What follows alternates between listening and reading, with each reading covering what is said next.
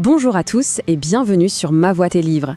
On se retrouve aujourd'hui pour plonger, mais alors vraiment plonger, au cœur de l'épisode 6 d'Entre deux cœurs. Et croyez-moi, c'est l'épisode où tout, absolument tout, bascule. Alors souvenez-vous, l'épisode 5 nous avait laissé sur une image forte. Awa, complètement dévastée, qui trouvait enfin un peu de réconfort, un peu de paix dans les bras d'Umar. C'était un moment suspendu, plein de tendresse, qui laissait présager tellement de choses. La grande question, c'est où est-ce que cette connexion naissante va bien pouvoir les mener? D'ailleurs, avant qu'on entre dans le vif du sujet, je vous le dis vite fait, pensez à vous abonner et à activer la petite cloche pour ne surtout pas manquer la suite de nos analyses. Ça serait dommage. Ce soir-là, c'était la soirée, la plus attendue de l'année. Tout le monde avait des étoiles dans les yeux, ça s'annonçait magique. Mais voilà, cette fraise nous prévient. Cette soirée idyllique allait en fait devenir leur pire souvenir. Un véritable orage est sur le point d'éclater. Allez, on plonge ensemble dans cette nuit qui va tout changer. Alors, première partie, on plante le décor de cette soirée magique. Et franchement, on est tout de suite dans une ambiance de rêve. Le lycée est transformé, il est méconnaissable, c'est vraiment la soirée de l'année. On sent l'excitation dans l'air, c'est presque palpable, tout le monde est là pour oublier les soucis, pour vivre une nuit d'insouciance totale. Imaginez un peu la scène, des guirlandes lumineuses partout, comme une voûte d'étoiles au-dessus des danseurs. La musique est à fond, elle vous prend aux tripes, ça fait vibrer les corps et les cœurs. Et puis, il y a des rires, partout, tout le temps. C'est ça la soirée parfaite, une vraie bulle de bonheur, une parenthèse enchantée, loin de tout. Et au milieu de toute cette fête, de toute cette agitation, il y a Umar. Il est un peu nerveux, on le sent. Il cherche quelqu'un du regard. Et là, le temps s'arrête, littéralement. Awa entre. Et malgré tout ce qui s'est passé la veille, elle est lumineuse, radieuse, comme une lumière dans la pénombre. Leurs regards se croisent et ils se verrouillent. Plus rien n'existe autour. Ils échangent un sourire. Et ce sourire, il est d'une puissance incroyable. C'est tellement plus qu'un simple sourire, vous voyez. C'est une promesse silencieuse. C'est la preuve que même dans le chaos, il y a ce lien entre eux. Quelque chose de profond, d'indestructible. Ils se disent tout sans prononcer un seul mot. Et on arrive à la deuxième partie, la danse des cœurs. Là, on entre vraiment dans le noyau émotionnel de la soirée. L'ambiance change, la musique s'adoucit, ça devient beaucoup plus intime. Tout est en place pour un moment suspendu. Et c'est là qu'Umar, il prend son courage à deux mains. Sa voix est toute douce, c'est presque un murmure quand il lui demande « Awa, tu veux danser avec moi ?» On sent toute sa fragilité, sa vulnérabilité à ce moment-là. Elle hésite. Juste une fraction de seconde. Le temps que son cœur prenne le dessus sur sa raison et elle accepte. D'un simple hochement de tête. Alors, ils s'avancent sur la piste. Et leur danse, attention, elle n'est pas parfaite. Il y a sûrement des pas un peu maladroits, mais on s'en fiche complètement. L'essentiel n'est pas là. Ce qui est magnifique, c'est que c'est vrai, c'est sincère. C'est l'authenticité brute de cet instant. Chaque regard, chaque mouvement, tout est chargé d'une émotion pure, d'une vérité qui les dépasse tous les deux. Et puis, il y a ce geste, le summum de leur connexion. Awa pose sa tête sur l'épaule d'Umar. Elle se laisse aller dans un abandon total. Et lui, il ferme les yeux, comme pour graver cet instant pour toujours dans sa mémoire. À ce moment précis, ils sont seuls au monde, dans leur bulle.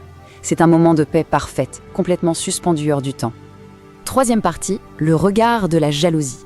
Parce que, bien sûr, ce bonheur parfait, il est observé.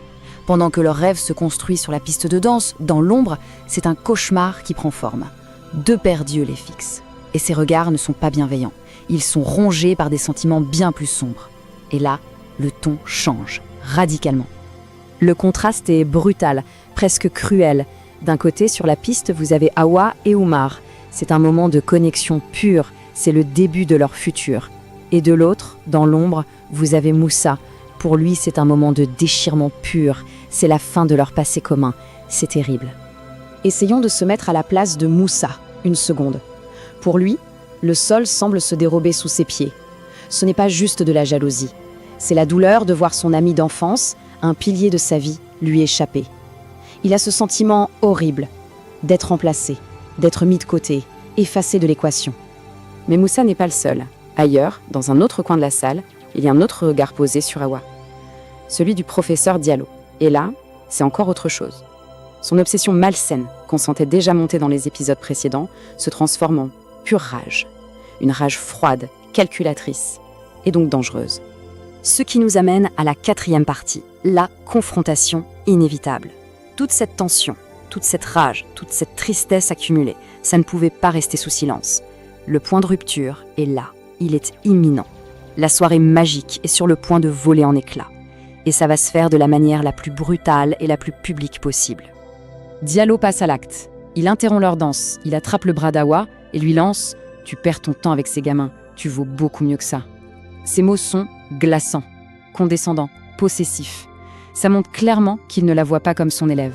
C'est déplacé, c'est inapproprié et c'est franchement terrifiant. Et la réaction d'Oumar, elle est immédiate. Il ne répond pas par la violence. Il s'interpose calmement et dit « Monsieur, ce n'est pas approprié ». Il y a une fermeté, une maturité incroyable dans sa voix. Il se place littéralement entre eux comme une barrière protectrice. Il vient de défier une figure d'autorité devant tout le monde pour la protéger. Et là, c'est le basculement. Un silence de mort tombe sur la salle. La musique s'arrête net. Tous les regards, absolument tous, se tournent vers eux.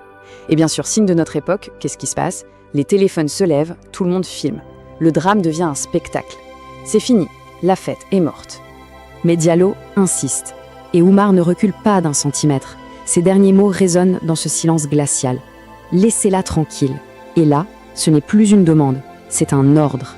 C'est à cet instant précis qu'il affirme sa place. Il n'est plus juste un camarade, il est son protecteur. Finalement, la confrontation s'arrête. Mais le mal est fait. L'ambiance joyeuse a complètement disparu, remplacée par un silence lourd, glacial, un malaise palpable. La soirée qui devait être un rêve s'est transformée en un véritable cauchemar collectif. Alors, pour résumer, les conséquences de cette soirée sont énormes. Pour Awa et Oumar, cette épreuve a renforcé leur amour naissant. Pour Moussa, c'est l'effondrement, il est seul. Pour le professeur Diallo, le masque est tombé, il a franchi une ligne rouge inacceptable. Et pour tout le lycée, tout le monde est maintenant témoin et partie prenante de ce drame. Du coup, la question qu'on se pose tous, c'est, maintenant que cette ligne a été franchie, que tout a éclaté au grand jour, comment est-ce qu'Ava et Oumar vont gérer la suite? Leur amour tout neuf va-t-il pouvoir survivre à un tel scandale? La réponse, bien sûr, on l'aura dans l'épisode 7. On le sent, le vrai défi pour eux ne fait que commencer. Maintenant, il va falloir affronter le regard des autres, le jugement. On se retrouve très très vite pour analyser tout ça ensemble. D'ici là, pour être sûr de ne rien manquer, un seul réflexe, abonnez-vous. Allez, à très bientôt.